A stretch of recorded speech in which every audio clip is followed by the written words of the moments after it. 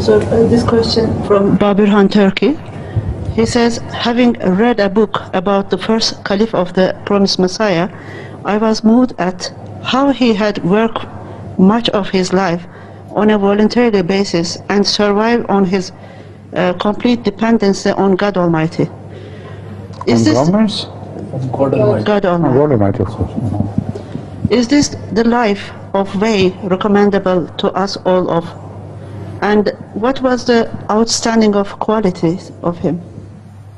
You know, this point is very special to Hazrat Khalifa al-Masih Hakeem Nooruddin, and it is something which, once promised by God, continued throughout his life. He must have offered some sacrifice in a manner, in a way, which Allah accepted. And from then on, he was told that we'll take care of you. And that happened so amazingly throughout his life. And the way he trusted the word of Allah is even more amazing. When apparently there is nothing there for him to utilize for his journey or anything, he would stand up and start his journey without a penny. And a special case is in my mind which illustrates the point. Once Hazrat Masih Maud was in Delhi, and he required Hazrat Khalifa al-Masih, he was not Khalifa al-Masih but Hakeem Nooruddin, to come as soon as possible.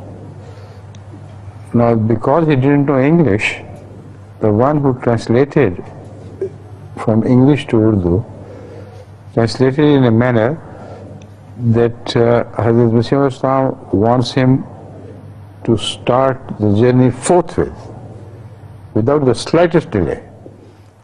Now, that was a different story altogether. He was giving a lecture to some students. He immediately stood up. He didn't even have time to go for his shoes. People ran after him, gave him his shoes. And he proceeded towards Batala, where he was to take a train for Delhi. Some of his disciples, because then he was not a Khalifa, but some of those who loved him, with his students, his pupils, also ran along with him.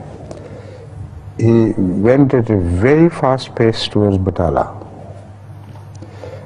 And he had no money.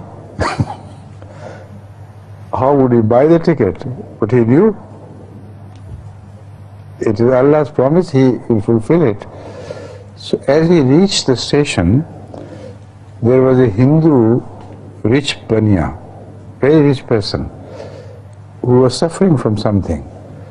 And he had decided to go to Hazrat Khalifa al-Masih for treatment. Now, when he saw him coming, he ran after him and said, I want you to treat me and prescribe something, I'm very ill. Or whether it was his wife or something. It was his wife. And I want you to visit. He said, no question, I'm just leaving for the train, for Delhi in the next train. Now, this is how Allah organizes things. As they reached the station, he had refused the money which was possibly coming to his way out of the fee for prescription and things. But he had full trust. He knew Allah will provide.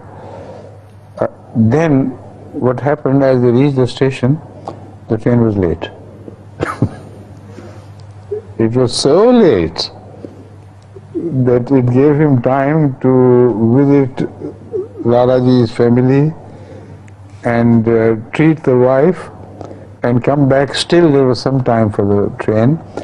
And at the parting, Lalaji provided him with a bag full of money. bag full of money, which was sufficient for all his expenses towards Delhi and back. And he could easily, comfortably go to, then he took some money out of it and sent somebody to buy a ticket. So this is what happened with him, and this must have been at some moment a promise by God, which got fulfilled in his case in amazing way. Throughout his life from then on, he did not have to bother about anything. Sometimes people like, for instance, somebody who had lent him some money, he told him to come the next day, and he had no money. So he asked him to sit for a while and he will give him the money. And as they were doing, he was giving lectures on things and he was waiting, somebody came and offered him exactly the same amount of money. Exactly. So he handed it to him and said, look here, this is how Allah takes care of me. So this was a way of his life. Once he said that there is a secret between me and Allah, which even my Mirza Sahib, Hazrat Muslim, doesn't know. You know, that's how Allah specially treats some people, and although in status they are lower, but Allah treats them very specially. You understand? Like the shepherd of Moses, Prophet Moses was much higher in status, the shepherd was just nothing, but the treatment by Allah of that shepherd was so special. Even Moses vied with him. Okay? Right. Your question is answered, huh? There is no more time to go into the detail of the life history of the Khalifa, but these are two illustrations. This is exactly what used to happen to him, right?